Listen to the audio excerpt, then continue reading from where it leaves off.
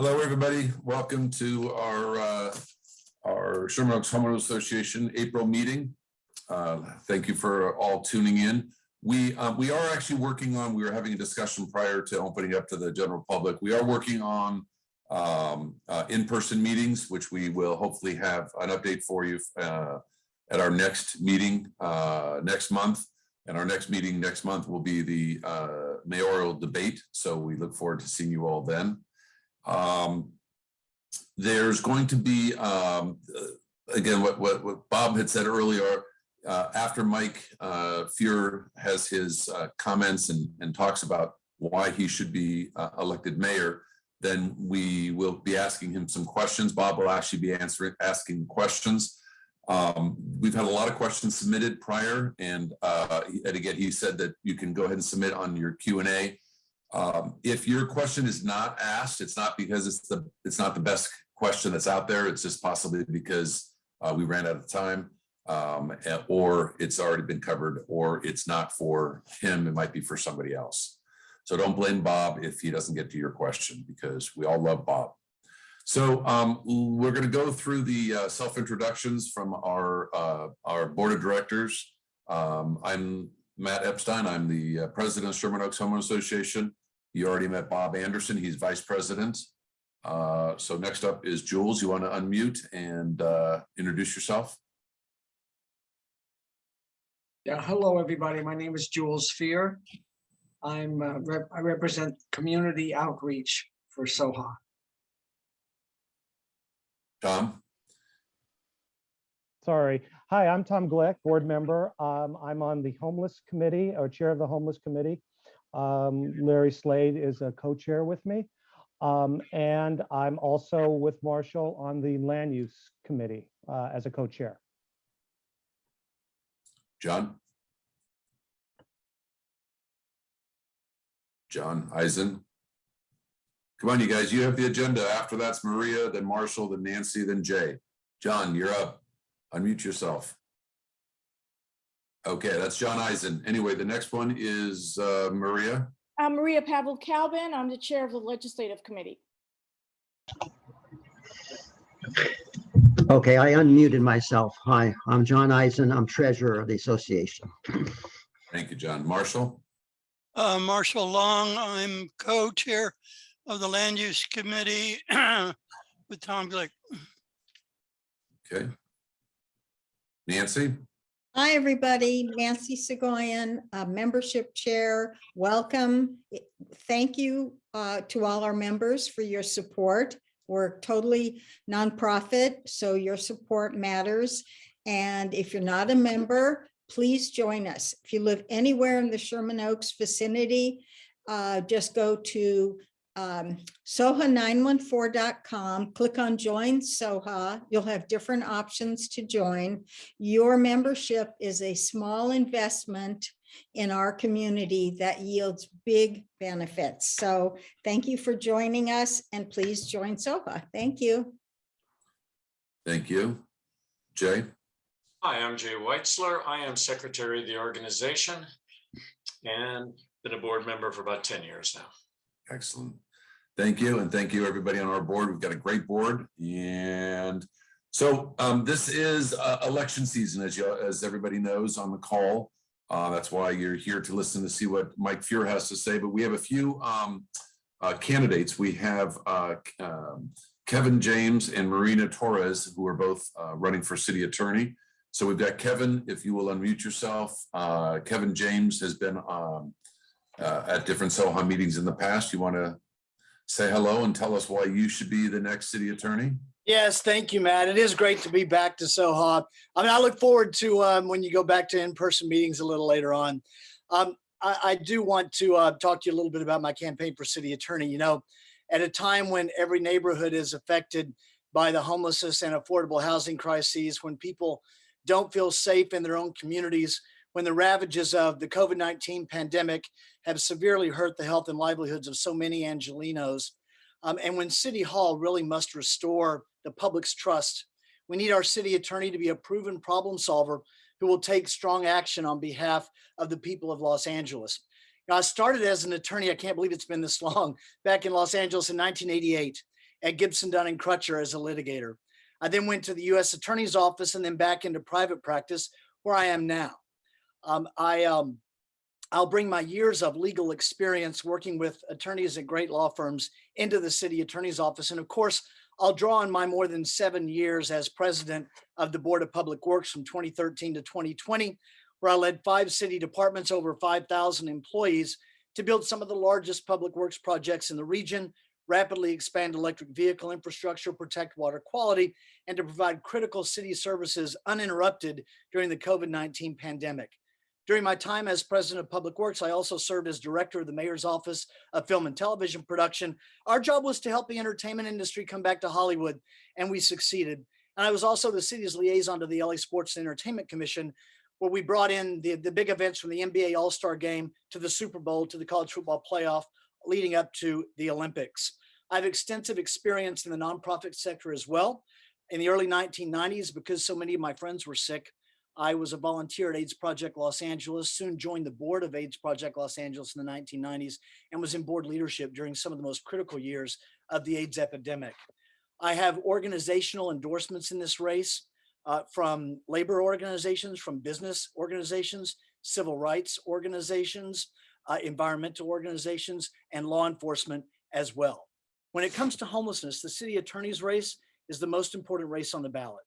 That's because so many issues around homelessness today are being decided in the courts. I will bring a new legal strategy to solving homelessness on our streets. We know the city of Los Angeles cannot solve homelessness alone. We need every city in LA County to step up and be a partner in providing housing and services for our unhoused population. Settling these lawsuits doesn't do it. As city attorney, I will use the power of the office to go through court to get a court ruling that requires all of our neighboring cities to step up and participate in the solution to homelessness, to provide the same legal standard for everyone that we follow here in Los Angeles. And I will finally bring the regional solution to homelessness that we have needed for so long. I'm a business-friendly candidate. A lot of people know that.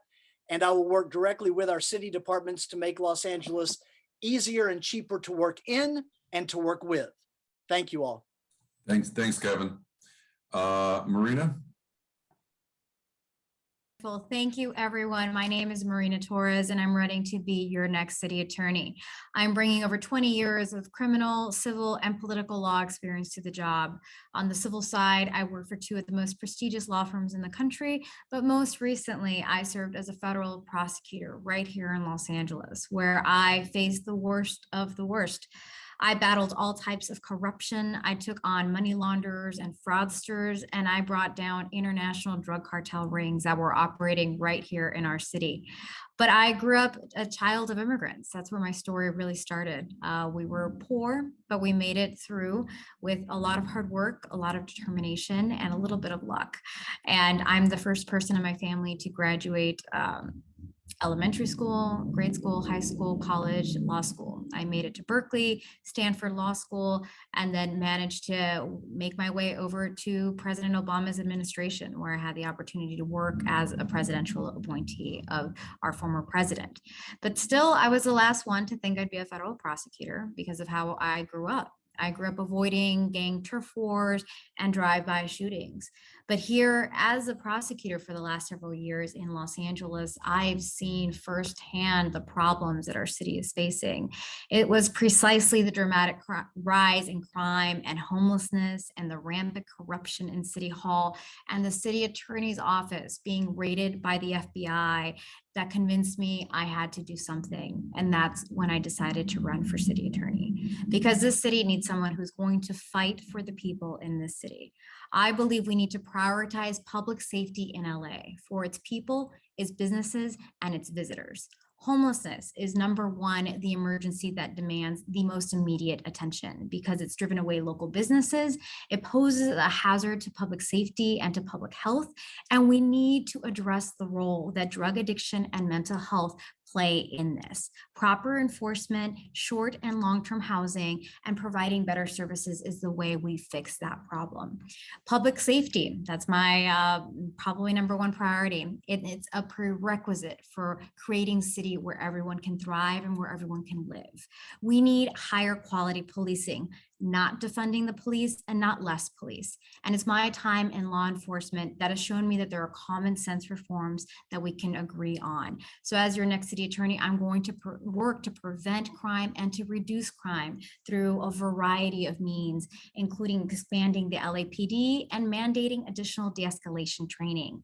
Finally, public corruption. It's what's on the LA Times almost every day.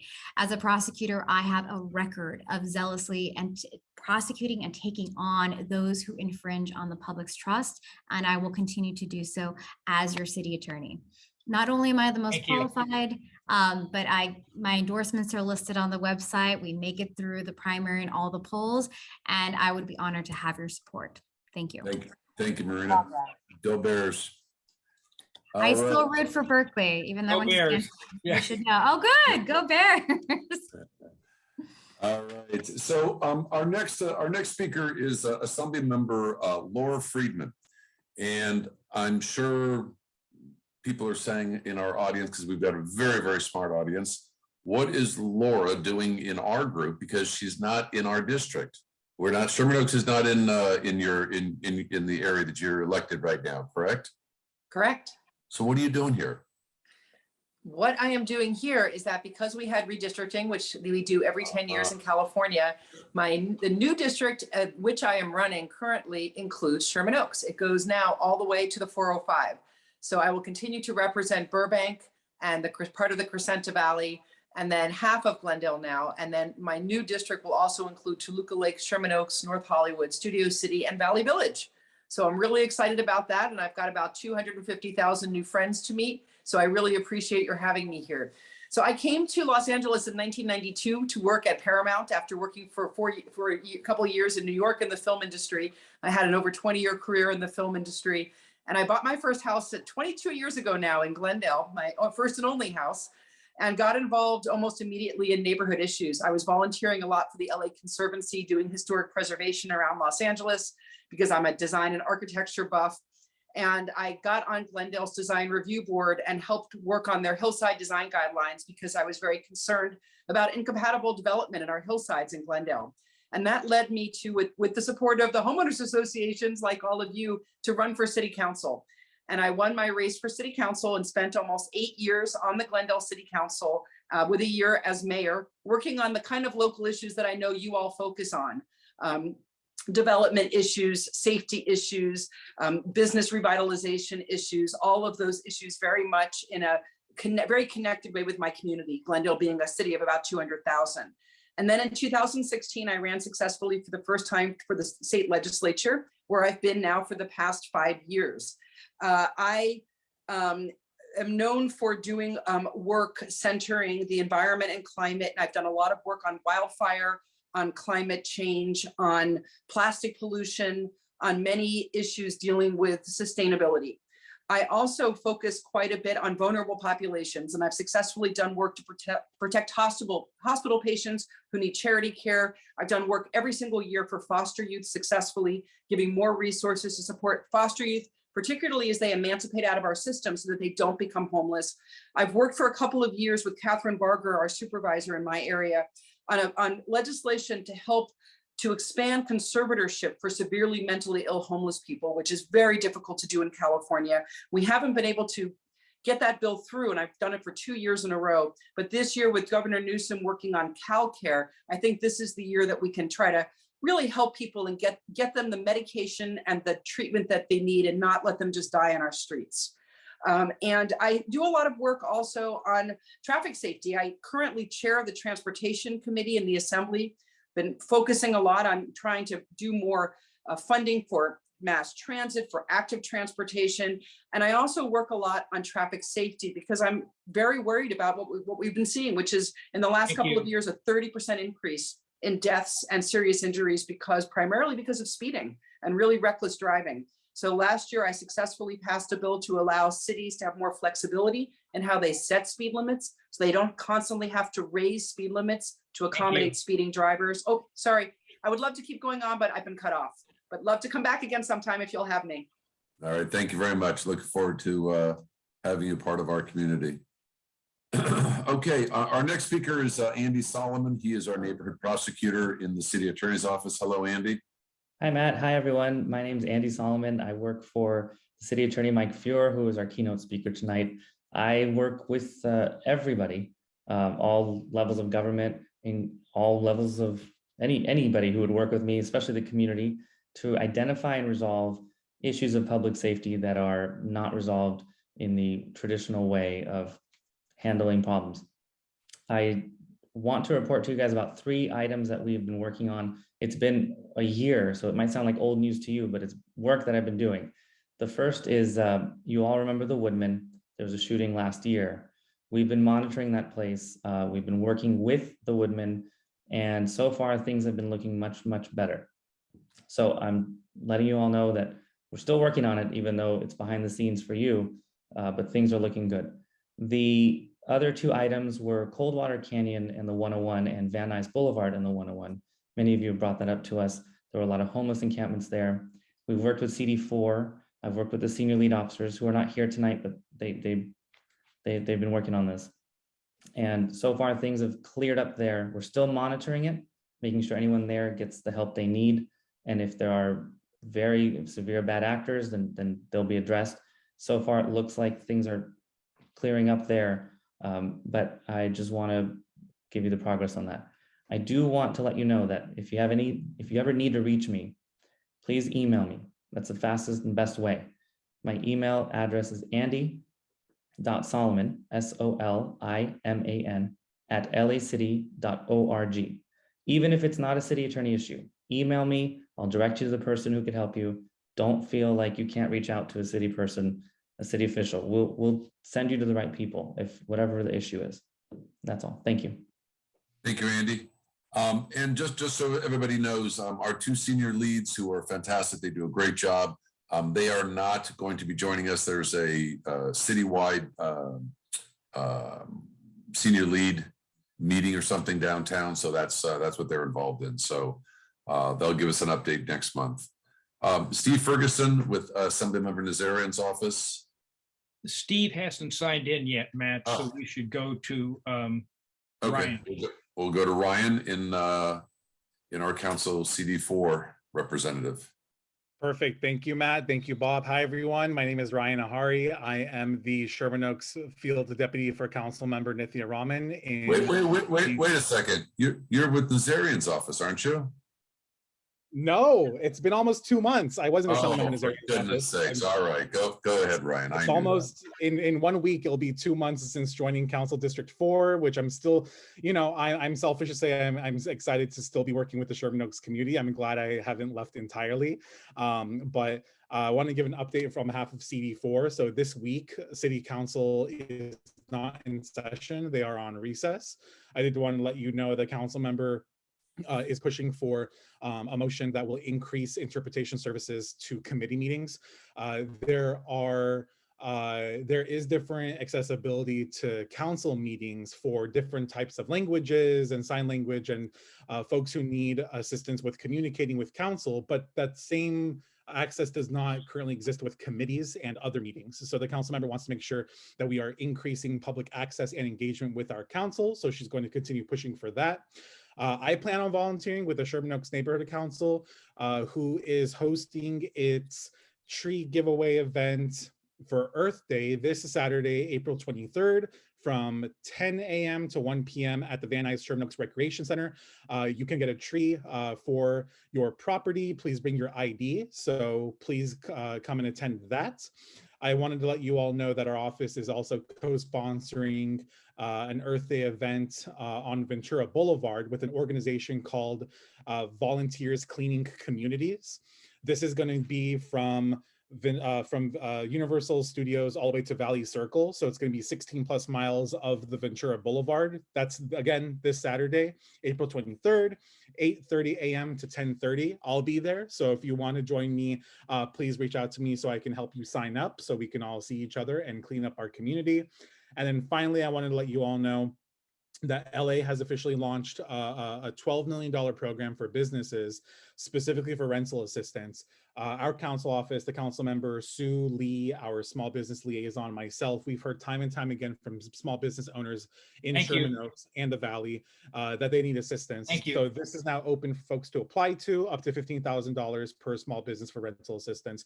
If you need to get a hold of me, ryan.ahari@lacity.org. Thank you, everyone. Thank you, Ryan.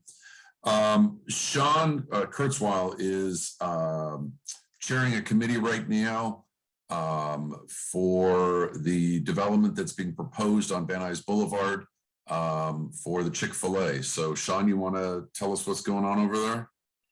Yeah, for those who don't know, Chick-fil-A has applied for a conditional use permit to be able to operate a drive-through at the old Corky's location. It's going to be a 2-lane drive-through. Currently, that is not a permitted use, so they need to apply for a conditional use permit. 10 of us formed an unincorporated association called Protect Our Sherman Oaks Neighborhood. We flyered the neighborhood, informing the neighborhood of what we knew about their plans, asking for a vote of yes or no on the proposed drive-through.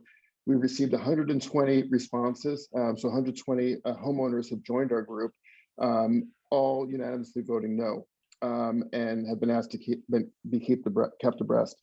We raised funds. We hired Rob Glushan of Glushan and Luna and Glushan to represent us. And we just had a meeting with Chick-fil-A's consultants where they presented their plans to us in person. May 19th, the Sherman Oaks Neighborhood Council will be hearing from Chick-fil-A formally. And I invite anyone who's interested and concerned about this to attend the meeting and have their voices heard. We certainly need people to be reaching out to Councilmember Rahman's office. We need folks to attend that plum meeting that I just discussed, and ultimately the zoning hearing that would follow maybe in June, July, or August. And we'll keep everyone abreast. I'm going to author a piece for your newsletter, the upcoming newsletter, with ways that you can join us. So Sean, you keep using the word "keeping us abreast." Is that a pun on Chick-fil-A? I wish I was that clever. Okay. So what is the neighborhood issue with having the Chick-fil-A there? What is the main? Why are 120 of the residents? What is the main issue? Well, because it immediately impacts Hesby and Otsego, those streets, and especially the adjacent landowners. So a 2-lane drive-through, a Chick-fil-A 2-lane drive-through is going to be a massive amount of traffic that's going to back up onto Van Nuys Boulevard. There's going to be cut-through traffic through our entire neighborhood. People zooming down Addison, people zooming down the various side streets trying to get from Kester over. They're kind of an epic location. They're not anything like a Burger King. So it's noise, it's litter, it's smell, it's public safety. 2 lanes of cars, zooming in and trying to get in line. There are children that live in the neighborhood. And one of our neighbors has a 3-car garage that abuts the alleyway that they're planning on using. So he's going to have a heck of a time accessing his property. And their traffic consultant jokingly said, "Well, maybe you should sell your home." So these people, they have no interest in what. Okay. How do folks that want to either join your committee or give input? How do they get a hold of you? They can email me at Sean, SEAN, Kurzweil, KURZ as in zebra, WEIL @gmail. And then I can send you, the way to add your name to our mailing list. Okay, great. Thank you, Sean.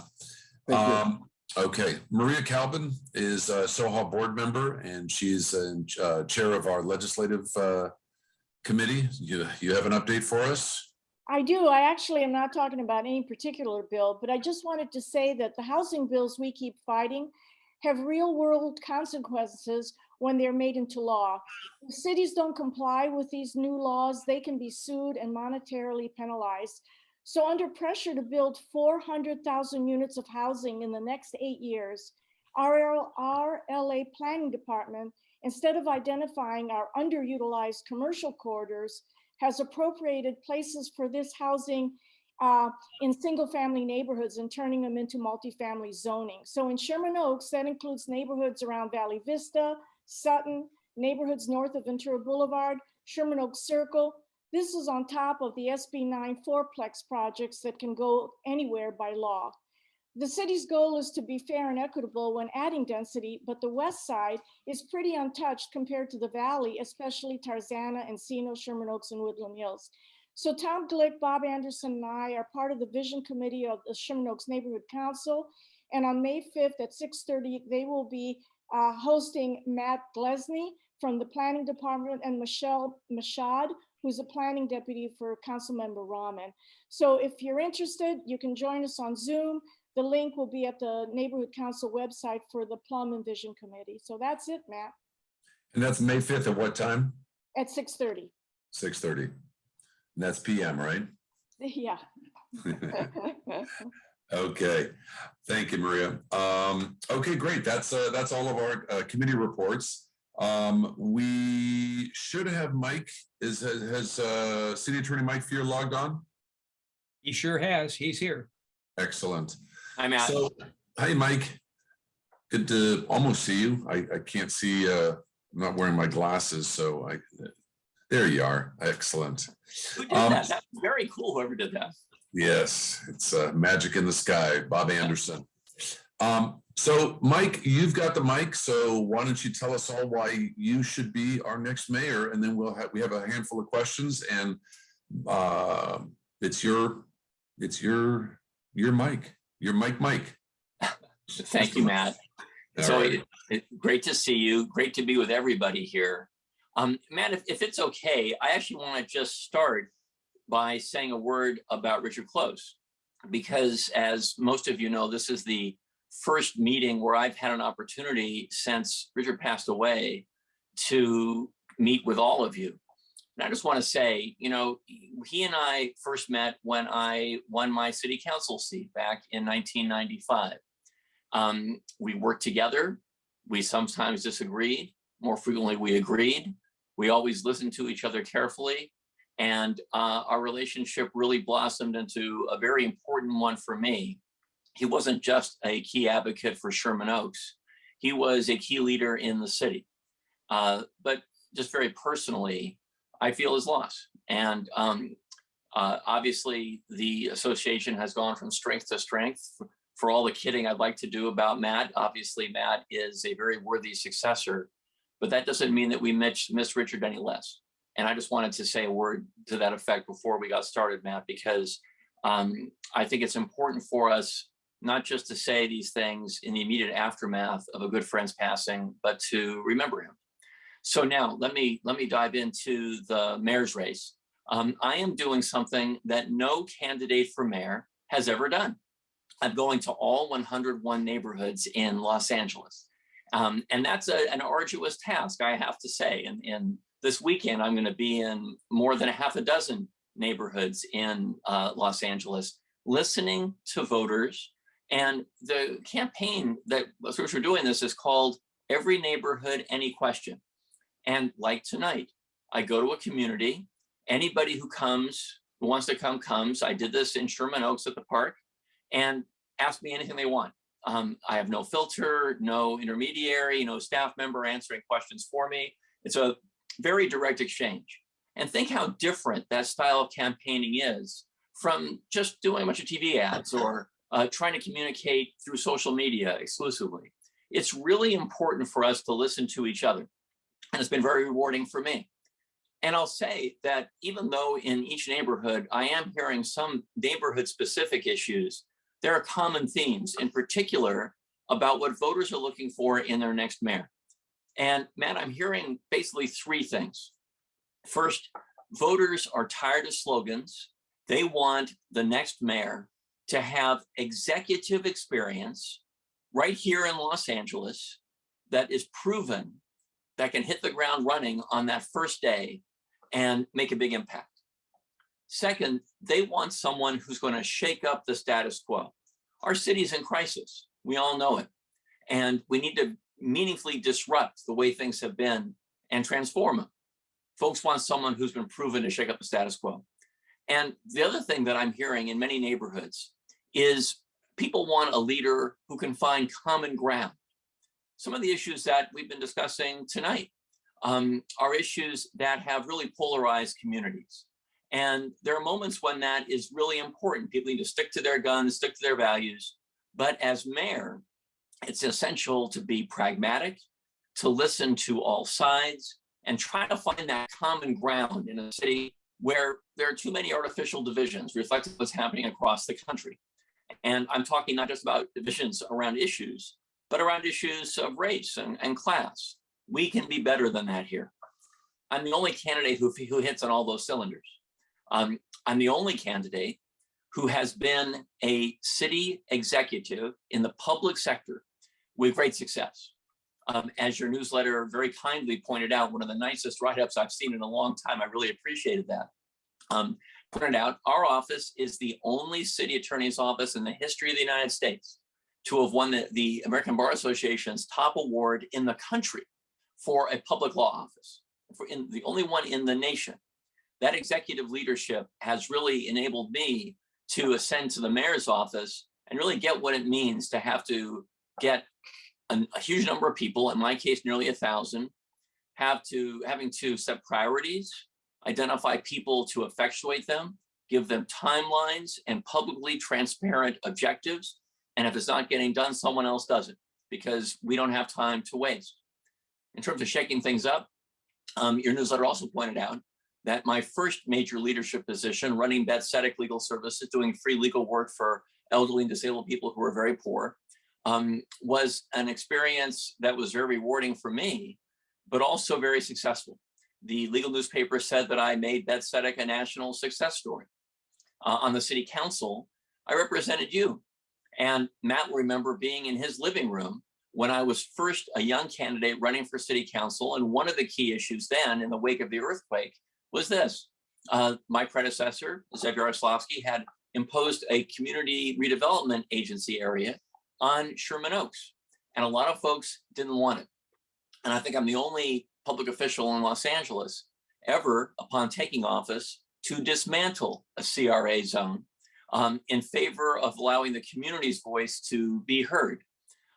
Shaking things up, I created the 311 system in Los Angeles that we use because I knew that there were hundreds of phone numbers and voters couldn't get through for basic city services. And instead they were calling 911, which was resulting in delays for real emergencies.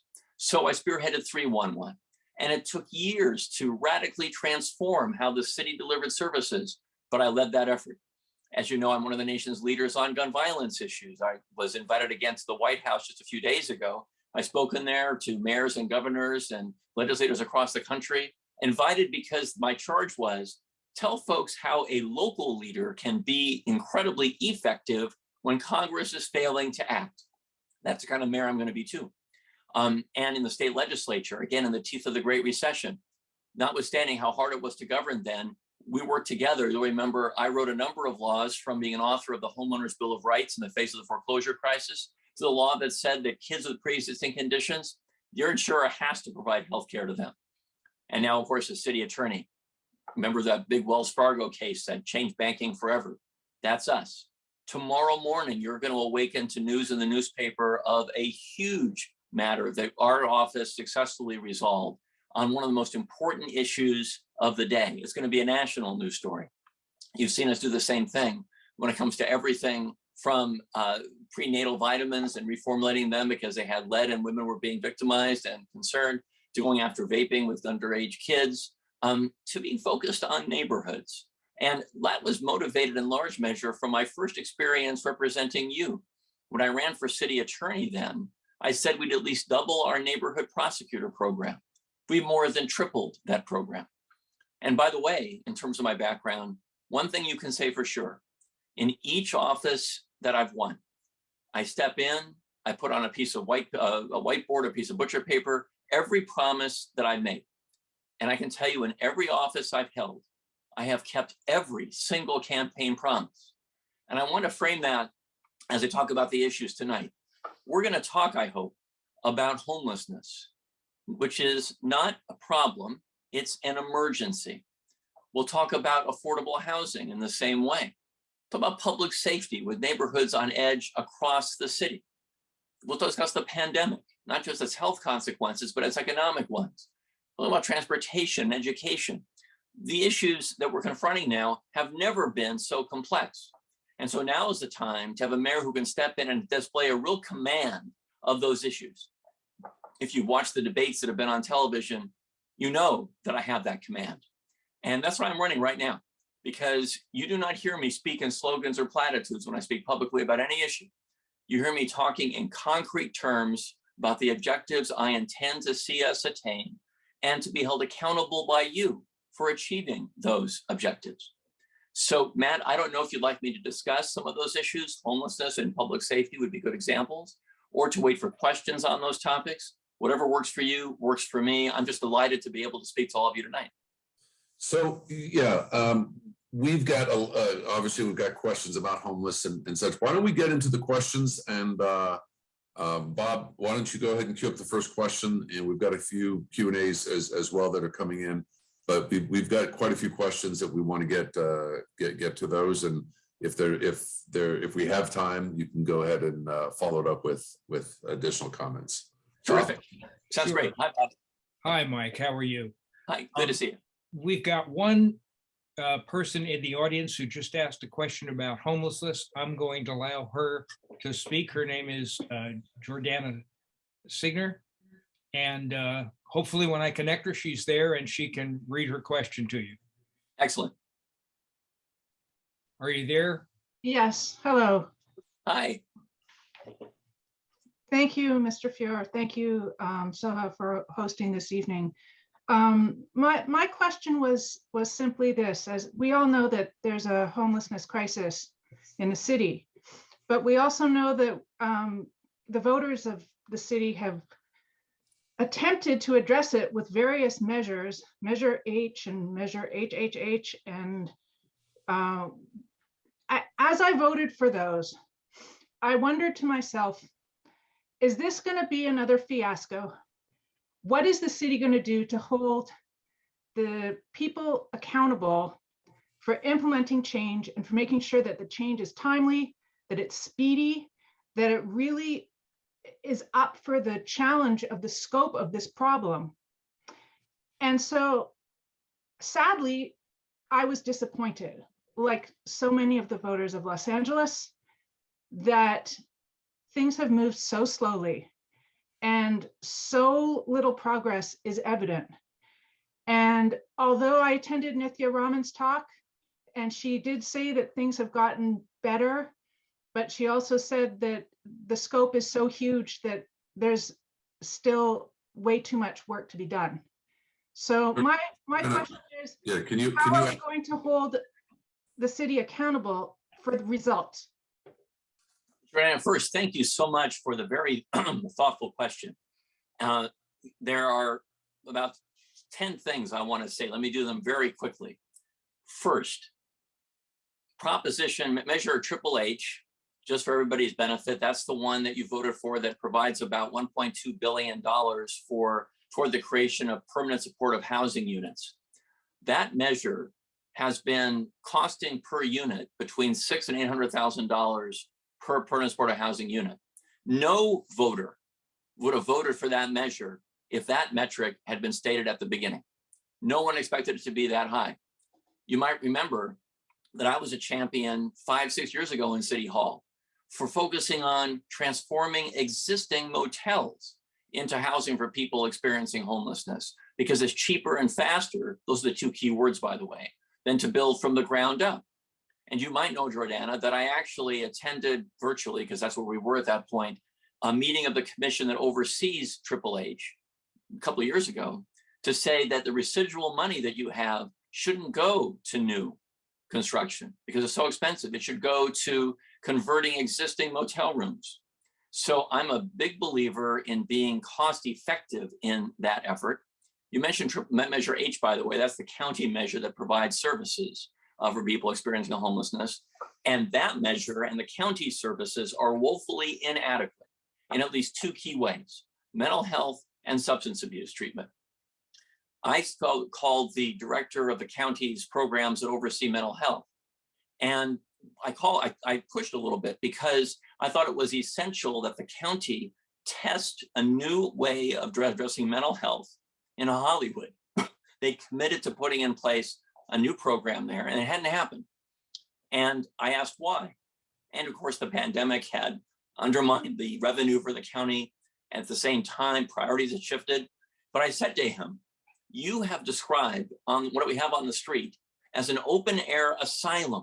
Why would we perpetuate the same approach to service delivery that has created that asylum as opposed to testing something new? And on substance abuse, that system is utterly broken. You might know that my office, I led us to sue the opioid manufacturers over the intersection between opioids and homelessness, and then pushed that the resolution of that case enable us to spend money for that very purpose, to focus on that. Needs to change. City leader after city leader historically has abdicated responsibility over those issues to the county. I will not. I'm going to be relentless in working closely with the county to transform the quality and scope of those services. I've said to county supervisors in my current capacity, I'll go to Washington, D.C. with you if rules need to change to deliver more revenue here for Los Angeles. And Jordana, really quickly, the last thing I want to say is my first day as mayor, I declare a state of emergency on homelessness. Second, I wrote a piece for the Times 4 years ago that goes to the urgency question you've asked. I said, if we had an earthquake, and all my opponents have borrowed from what I wrote, if we had an earthquake, there'd be a FEMA field general here on the ground directing recovery. We have the equivalent of that disaster, it's homelessness, and no one is in charge. And I did not mean when I wrote that no one was working on it. But if I gave everybody on this Zoom call a small piece of a problem to solve and put no one in charge of consolidating the answers, it would never happen. We wouldn't solve it. I'm going to change that my first day as mayor. I'm saying to all the general managers in the city who touch homeless housing, there are about 10 of them. If you don't speed the time it takes to cite and approve them, look for a different job, because that's what you say in an emergency. And I'm going to change our street engagement strategies too. We should be saying to people experiencing homelessness, the street is no place for you to live. It is dangerous for you. 1,600 people died on our street last year, and our public spaces must be safe and accessible for everyone. So we have a place for you. It's decent and safe. And there's going to be a choice date after which you cannot stay here.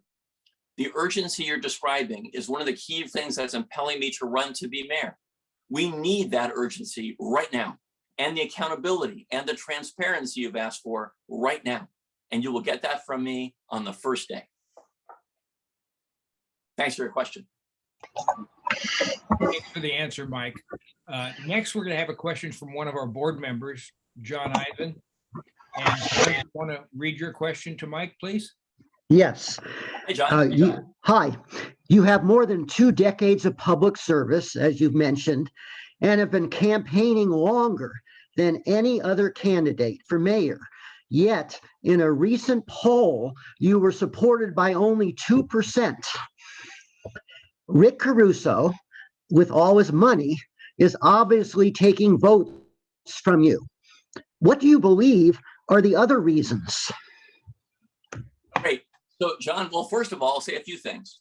One is that poll was taken when only Caruso was on the air. None of us were. That is going to change very soon. You're going to see me on the air very soon. And those polling numbers are going to change too, because voters are starting to pay attention. And they're going to see that there is a race where we should be compared to each other.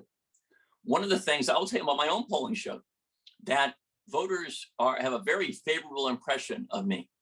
What is happening is the deal has to be closed. About 45% of the voters in that poll, John, are undecided. That's an enormous opportunity for all of us. And you're going to see scrutiny applied to my friend Karen Bass, to Rick Caruso, and that scrutiny is going to lead voters to think twice about support that they might have easily have lent without knowing the full picture of those candidates. So what's going to happen with me is you're going to see me rapidly ascending in those polls at just the time I need to, just when the voters are starting to pay attention. There's a reason why like 45% haven't decided yet. They're not focused yet on this. And there's a reason why people turn to Caruso, because that's the only choice they had. Interestingly, he spent, what, $10 million on the air by the time that poll had been produced to get maybe 15, 16 additional points. Terrible return on investment, with many more people rejecting than supporting him. That's very telling to me. Bottom line, I'm the only candidate to have been elected citywide twice in this race. I have support in every community of the city. I'm going to every community of the city. And once voters are paying attention and see my message, I'm confident that I'm going to be ascending extremely rapidly, and it's going to be a very competitive race. And John, for what it's worth, one of the keys to my victory is going to be Sherman Oaks, communities where I have been representing you with great effect for a number of years, where people have built up trust and a sense of confidence in my ability not only to sketch a vision, but also to roll up my sleeves and realize that vision. And I'm looking forward to voters focusing on that part of the race. Who is the most effective, experienced, capable local executive to come in and hit the ground running on the first day? That's a race I'll win. Thanks for your question, John. I'm really glad you asked. Thanks, Mike. Our next question is going to come from another board member, Jay Weitzler. Jay, do you want to ask yours? Sure. Hi, Jay. Hi, Mike. How are you? Hi. I would like to ask you a question about the LADWP scandal, and I'll use that word scandal very lightly. From what I read in the Los Angeles Times, you have denied responsibility for the ethical problems that the LADWP legal representation caused, and the federal conviction by the attorney Paul Paradis that was hired by your office to represent apparently both sides. If you don't take responsibility, then what does this say about your ability either to hire the right people in your office or to have correct oversight in your office? Because apparently nobody was reviewing what Mr. Paradis was doing. And that I think is a little unusual in a law office. So why should the electorate feel confident that if you become mayor, that your office would not have, your mayoralty office would not have similar issues, since it seems that the oversight or the employees that you hired were apparently less than ideal. It resulted in federal charges and at least one conviction so far, and economic losses of over $50 million to this city. That's pretty substantial. So have you instituted any controls in the city attorney's office to assure that this would not repeat? If so, what are they, and would they be transferable to the mayor's office? So Jay, thank you for the question. Great question. And let me address it very directly, because you deserve that. So first of all, I want to very gently correct one of the premises of your question. And that is, I do take responsibility for everything in my office. Since I've been city attorney, we've handled 340,000 cases. We've written 2,000 laws. I've had about 1,000 staff people. I own every bit of work associated with those hundreds of thousands of cases, those laws. Every person is my responsibility in my office. So let me start with that. I'm responsible for our successes, like winning that top award in the nation for a public law office in the nation. And I'm responsible when there are mistakes made. Now, in this case, I also want to sort of gently guide us to what happened here.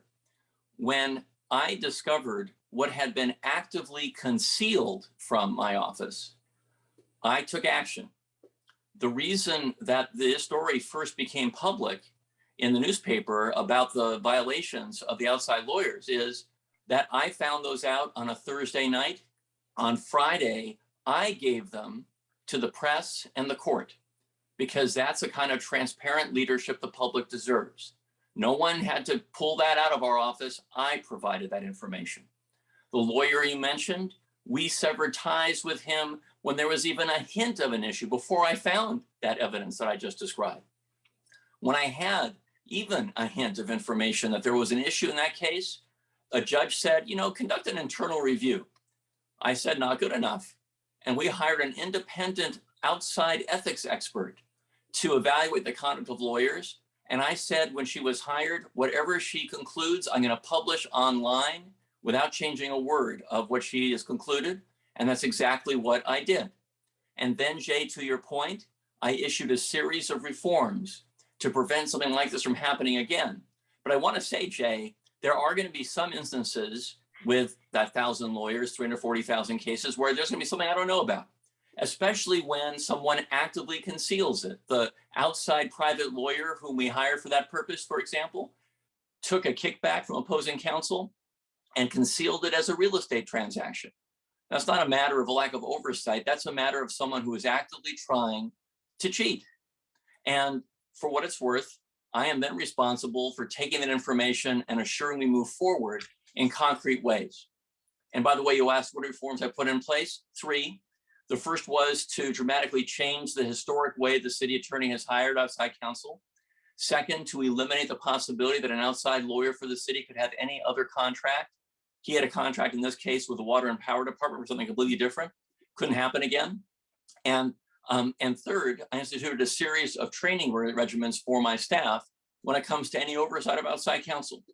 And we haven't missed a beat since.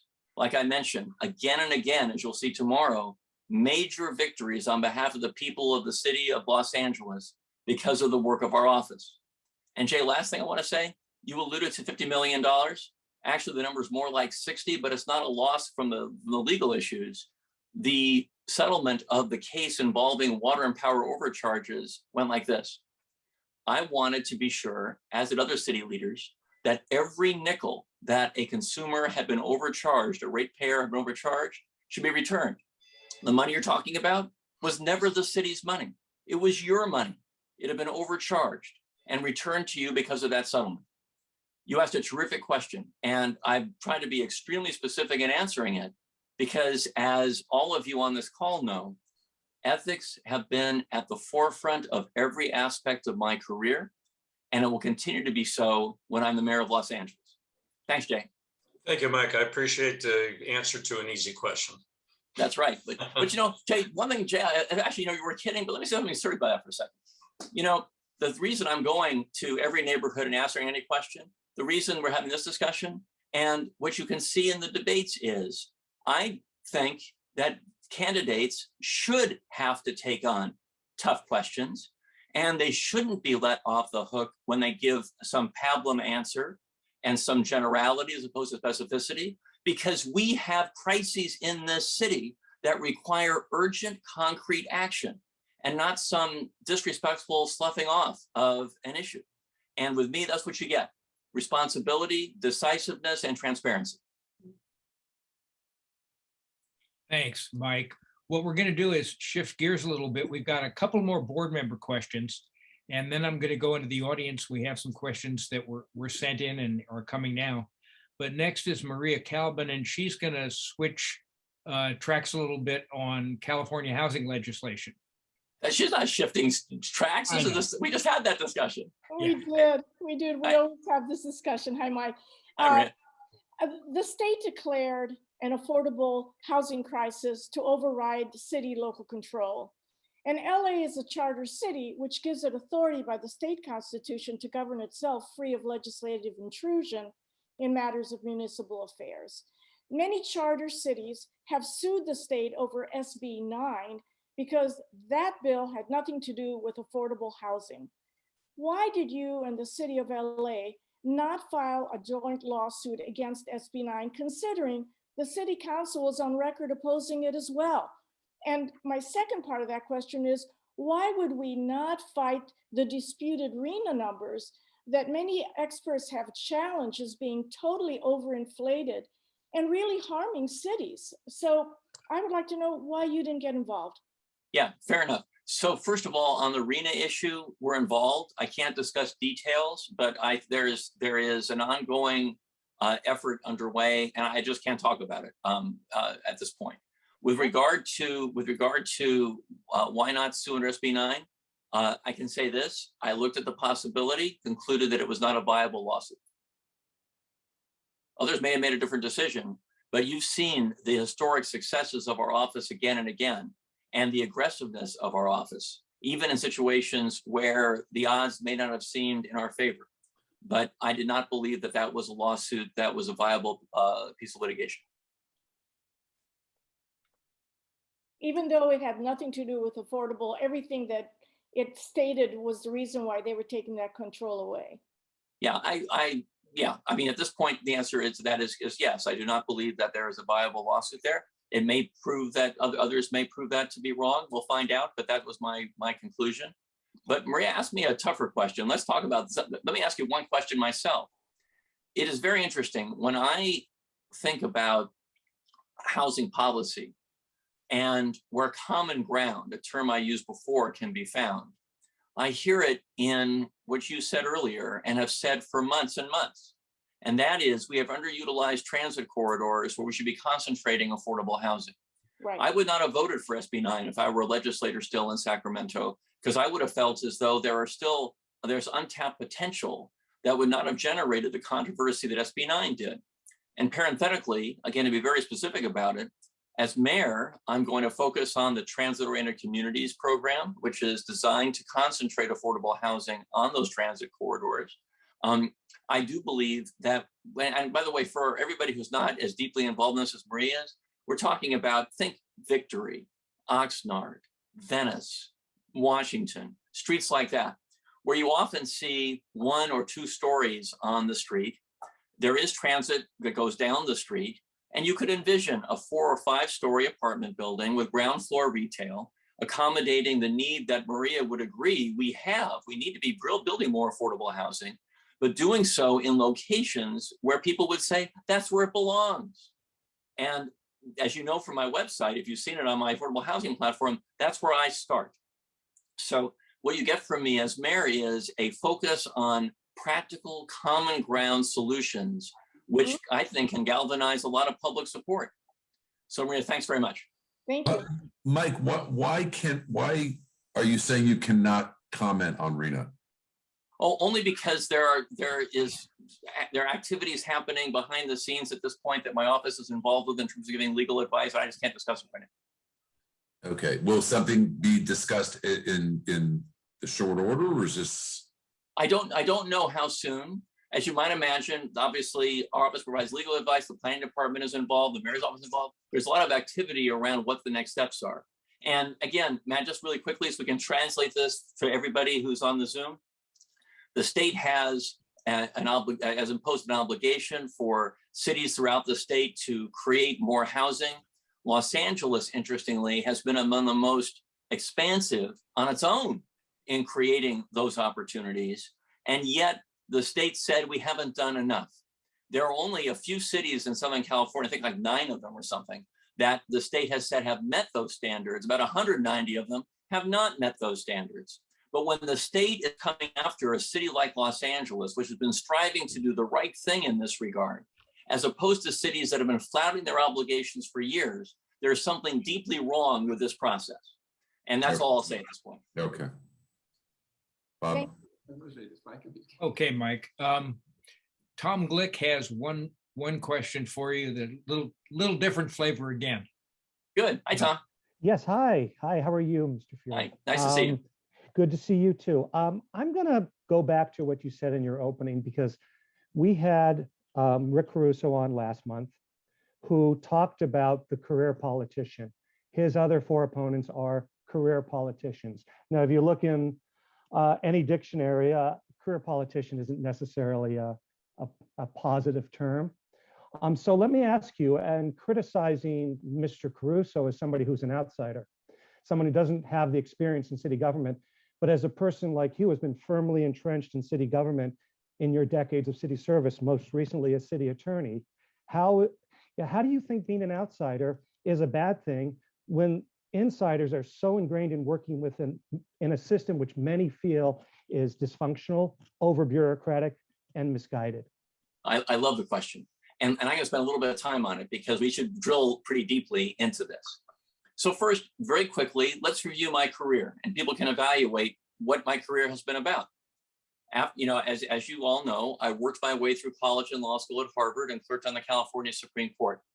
I then worked in a commercial law firm downtown for a relatively short period of time, after which Mayor Bradley was running for governor and asked me to be in charge of research and issues for his campaign, which was an extraordinary honor for someone who was a very young attorney at that point. At the conclusion of that campaign, which of course he didn't win, I was selected to be the director of Bethesda Legal Services. I just turned 28 years old, and suddenly I was in charge of a program that was going to have 50,000 of the most vulnerable people in our society, from Holocaust survivors to seniors losing their health care or getting scammed out of their houses, all my responsibility all of a sudden. And it was a terrific experience. It went beautifully. I taught at UCLA at the law school. I ran for city council to represent you. And as you know, I was an underdog in that campaign against very famous people, and I won. And I then returned to private practice at Morrison & Forster, a major law firm, for 4.5 years. I taught at the public affairs school at UCLA, and I was a commentator on KPCC, the NPR station here. And then I ran for the state legislature, was the majority leader for policy, and ran for this job. What is the common thread that runs through that background? It's this. I have, obviously, because of hard work and good fortune in my life, a lot of choices, lucrative choices that I could have made in my career. Instead, because, as we've discussed many times over the years, because of motivations that emerged from my family, from my dad's experience surviving as a prisoner of war to the Nazis in World War II, my mom growing up in Boyle Heights and teaching me about social justice, I decided in my life I would pursue service to others, whether it was free service to Holocaust survivors at Bethesda, or service as a city council member of the legislature, or as city attorney. Caruso denigrates that choice. I could not disagree with him more. Where I come from, in my tradition, tikkun olam, to repair the world, is elevated to the top of the charts of what matters. Because I happen to agree that that value is the most significant one in making one's professional choices, yeah, I chose public service. And I've tried to transmit that same set of values to students I've taught, to community members who I aspire to volunteer, and to my kids. There is not 1 ounce of regret on my part for foregoing millions of dollars of compensation that I could have had to have the reward when I go to sleep at night of knowing I've helped somebody else. And if Caruso says, well, you know what? He was a lawyer too. He took a different path. He became a mall developer. And you know what? He made a lot of money developing malls. I would never have found that to be a rewarding path for myself, because I want to matter to other people and change their lives for the better. Now, when it comes to outsider versus insider, it's interesting because I think, from my experience listening to voters, that they want someone who knows city government enough to shake it up. And at every turn in my career, Tom, do you remember when I was a city council member, the Times had a front page story entitled "Feuer Causes Furor on Council Floor." And what the Times was reporting is, I wasn't being seen and not heard as a new council member. I was shaking things up and getting things done. And my senior colleagues were uptight about the fact that I wasn't really deferring when I thought something had to be done. That's what you get with me. And that's what we need right now. Someone who knows where city government is successful and where it fails, and has come in and shaken things up at every stage in one's career.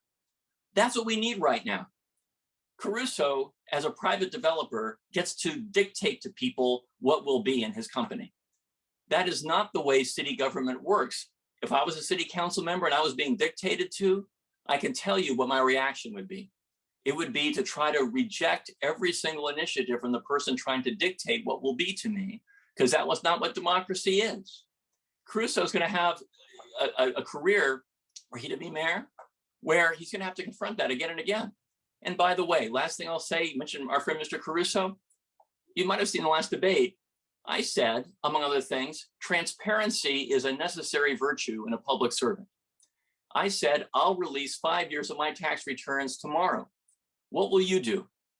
Caruso kind of obfuscated, took several weeks, and then last Friday, right before Easter and Passover, when he thought no one was looking, released a summary of his tax returns.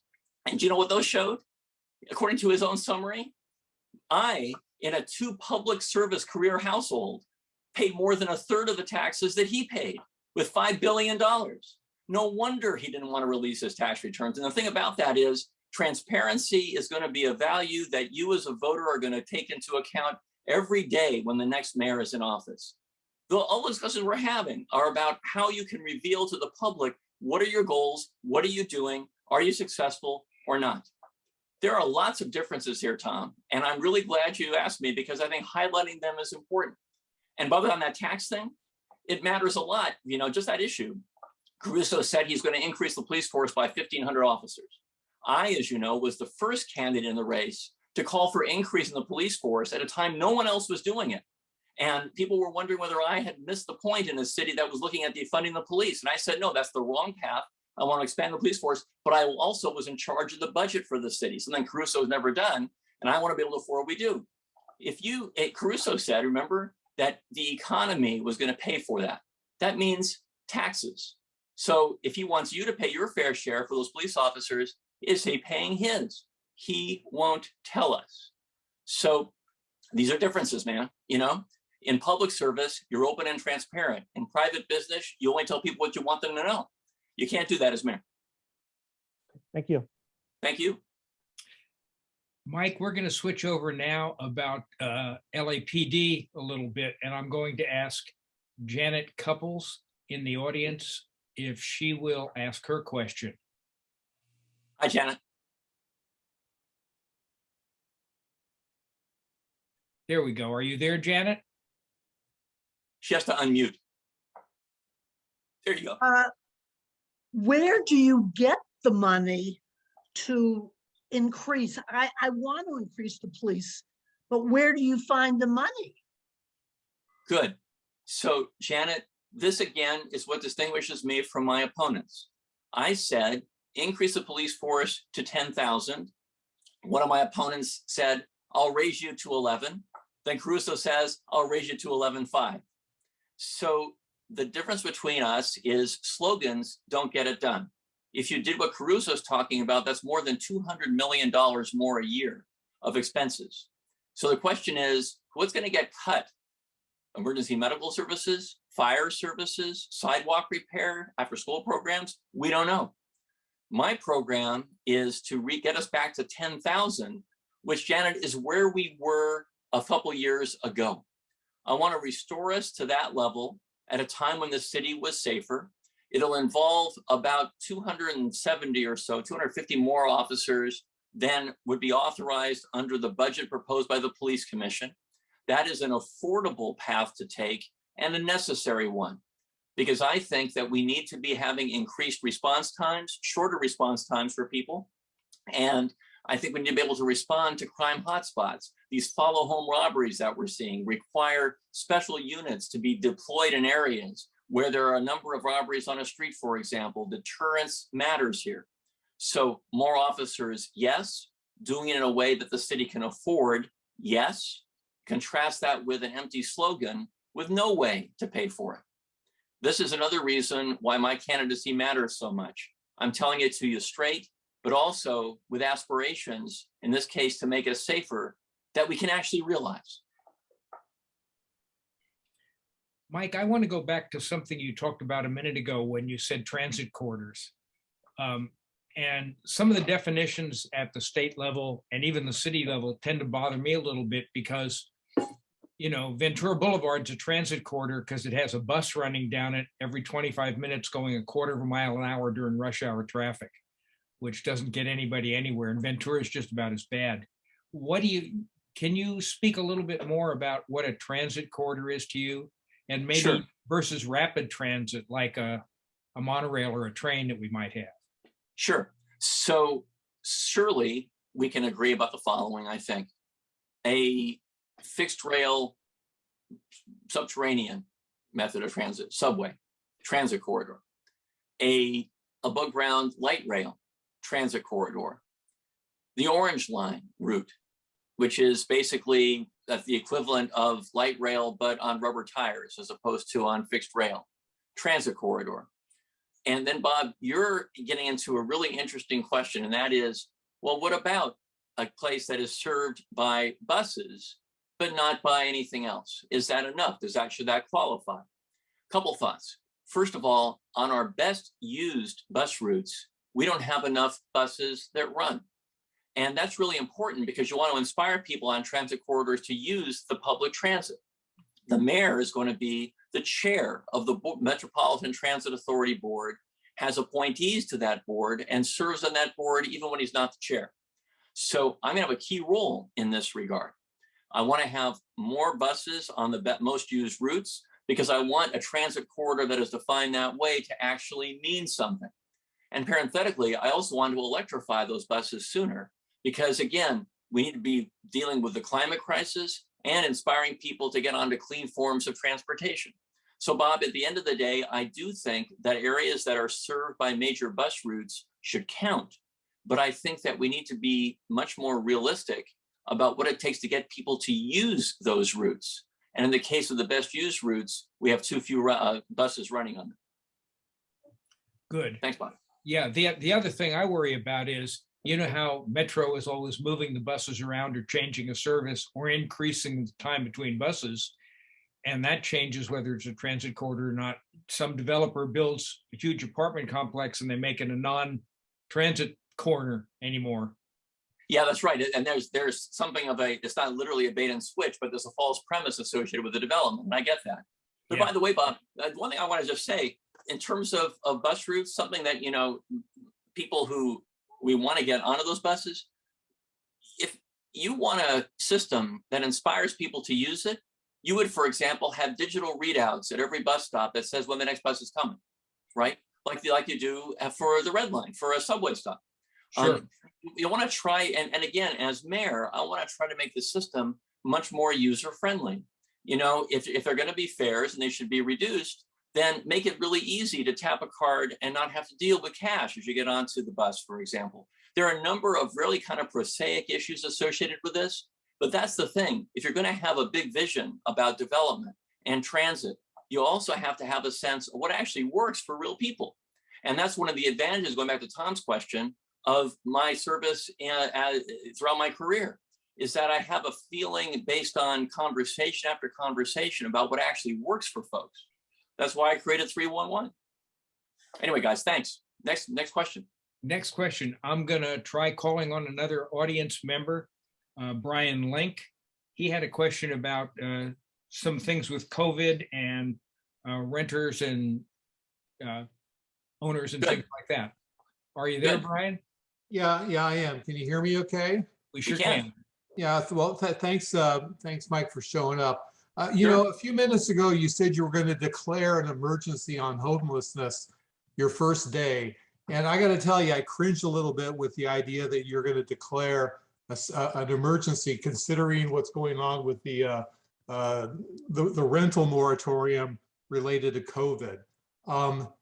According to what the Los Angeles Housing Department's website, that's going to continue until further notice. And I guess question number one is it your opinion that the same state of emergency that existed in April of 2020 when the unemployment rate was close to 20% exists today, now that the unemployment rate is down to around 5, right about where it was before the pandemic?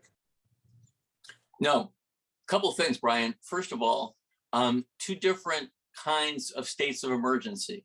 When I refer to a state of emergency for homelessness, I mean a state of emergency that gives the mayor 2 additional powers.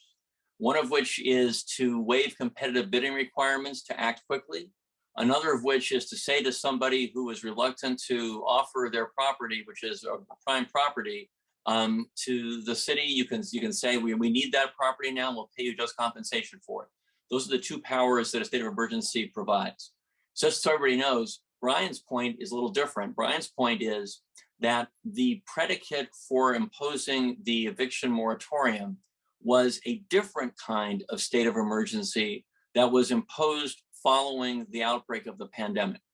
So Brian's question, to get everybody on the same page here, goes to this. The teeth of the pandemic has subsided to some degree, although I just got COVID 2 weeks ago. So, and I'm the most careful guy in the free world. So, you know, it's not over with us yet. But having said that, the question is, over time, shouldn't the city take the step of not, pardon me, 1 second. Shouldn't the city take the step to say there's a point at which that emergency is no longer as acute as that, liberating landlords to be able to evict tenants, for instance? And for what it's worth, clearly that day is coming. And the question Brian asked is basically, how soon is that coming? I don't know for sure yet. And that's not a mealy-mouthed question for you guys, an answer rather. That's just reflecting the fact that a month ago, I was looking at those numbers. I was looking at the infection rate. It was around 0.63%. And the hospitalizations were going like this. And now what's happening across the country is that infections are increasing again.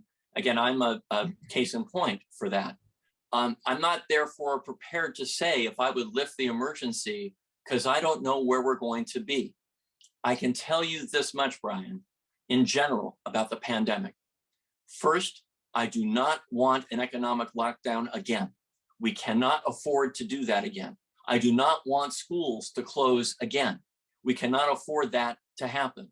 So we have to be putting in place some common sense measures that are much lesser intrusive measures to enable us to get through this period and have some sense of normalcy as a society. And we've learned a lot from the pandemic. Going a little bit far afield, Brian, of your question just for a second. There was a study that was reported in LA Times about a month ago that one of the things in City Hall was it was unclear who was in charge. And with me, there will be no question. I'm in charge, nobody else. We've learned that we prepare for earthquakes in advance. We should be preparing for the next pandemic in the same way. I held a series of virtual town halls for small businesses in the midst of the pandemic, asking what folks felt they needed the most from the city. In every one of those, someone said to me, "You're the first person to ask." And that is not a way a city should run. So, Brian, I'm mayor. If there's still a state of emergency that hasn't been erased by my predecessor, I will call people from a variety of perspectives together to evaluate whether that emergency needs to stay. I recognize that small mom and pop landlords in particular have gotten creamed in the course of this. I think that tenants weren't responsible and landlords weren't responsible. But at this point, there has to be some change that we contemplate. I don't know what that looks like yet because we can't afford a wave of new homelessness. It's a very complex issue. I'm thinking about it hard, but I will not say that things just should stay as they are because that's not real. Hey, Bob, we have, it's way past Jules's bedtime, so we've got time for one more question. So do you want to give one more great question for Mike and so we can wrap this up? Sure. Mike, we're going to ask Kira Durbin to ask her question, which had to do with climate change. Excellent. Your thoughts on that? Kira, Hi, Kira. are you there? Yes, thank you, Bob. Thank you for catching that. Thank you, Mike, for even saying the words climate crisis. You are the first mayoral candidate that I've heard even mention the topic. So I guess two questions. Why aren't more people talking about what those of us who are in the know that this is an actual emergency? And what would you see yourself doing to help Marta or any of the other people involved with the climate emergency mobilization get this moving? We need clean energy. We need sustainability. We need sustainable practices. We need it now. Thank you so much. I can't agree with you more, Kira. And you're right. I'm the only major candidate to even have a substantial discussion of the climate crisis on my campaign website. My opponents don't. You mentioned Caruso. He doesn't have that on his website, nor does Karen Bass, nor does no other opponents. And think about what that tells you about what they care about in the course of their mayoralty. Here's the thing. The reason I don't use the term climate change is that doesn't reflect reality. It's a crisis. It's chaos. It's a catastrophe. And you might have seen in the paper just yesterday, I was accurately quoted by a reporter when I said something like this: our kids and our grandkids are going to look back at us in 20 or 30 years, and they're going to say, what the heck were you thinking when you didn't take steps that were eminently doable, that wouldn't have dramatically affected your quality of life, and could have prevented the catastrophe that we, your successors, now confront? So I want to be, as I've tried to be throughout this conversation, extremely specific. I want to talk about water, transportation, and energy. First, on water. Not only do we have a likely state of permanent drought, and therefore we need to be doing everything we can to conserve water and have it locally sourced, but you might not know 20% of the energy used in California is used to transfer, heat, and treat water. Think about that for a second. If we were to be more locally sourcing our water here in LA, we would have a big impact on the climate crisis for the better.